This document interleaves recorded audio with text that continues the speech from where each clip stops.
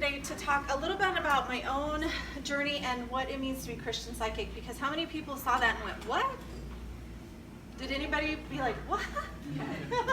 So I grew up in a small town in Colorado, always went to church, always also saw Jesus and the angels and the fairies and the everything, and would talk to animals, and didn't realize that everybody didn't do that until I was a little bit older.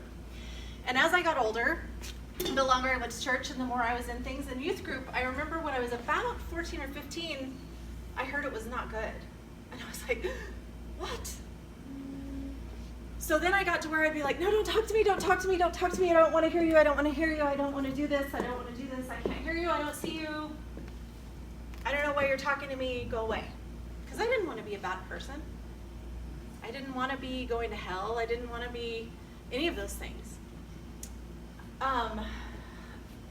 I tried to pretend like it went away. It didn't ever really go away, but I tried to pretend it was, and I thought maybe if I was a good enough Christian, and if I was a good enough person, that maybe somehow I would still get it, right? I would still get to go to heaven if I did all the right things. Right? So this is kind of my personal story about the Christian part and how hard it is to come out as a psychic when you grow up in that world.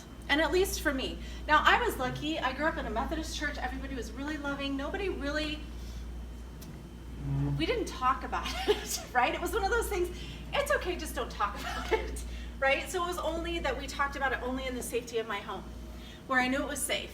So and then again, I tried shutting it down even more, and I told my mom no. She's like, well, if you could just meet somebody like that, then you would know what to do with this gift. And I'm like, this is not a gift.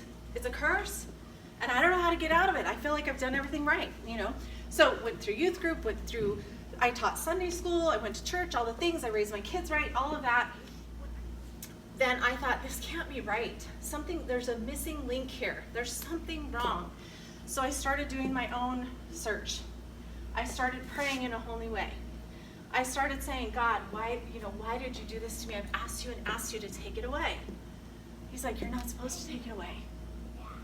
I'm like, fine, then I'll just put it in the back burner and I'm not going to pay attention. I'm not going to listen. I'm not going to hear it. If ghosts come to me, I'm just going to tell them, go on, I'm not listening to you.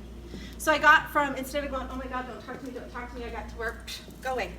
I'm not listening to you right now. Go away, right? And I learned that you really could do that. You can just be like, no, I'm not wasting my time right now.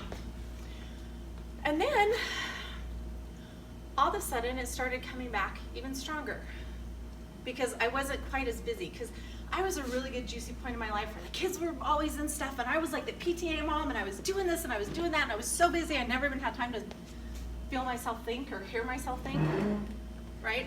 Does anybody relate to that? just stay busy. Then you don't really have to see what's going on in your life. You don't have to really get into the meat of what's going on. You can just stay busy and it's okay, right?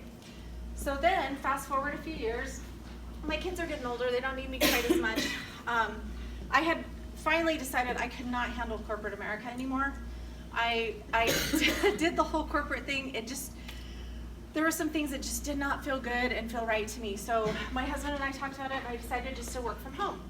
Come out, and I blurted it all out, and they were both looking at me like, how'd you know that? That was really specific. They left, I cried. I went back downstairs in my office, and I said, okay, God, you did this to me. Show me what to do or take it away this time. And in that moment, my entire living room filled up with spirit.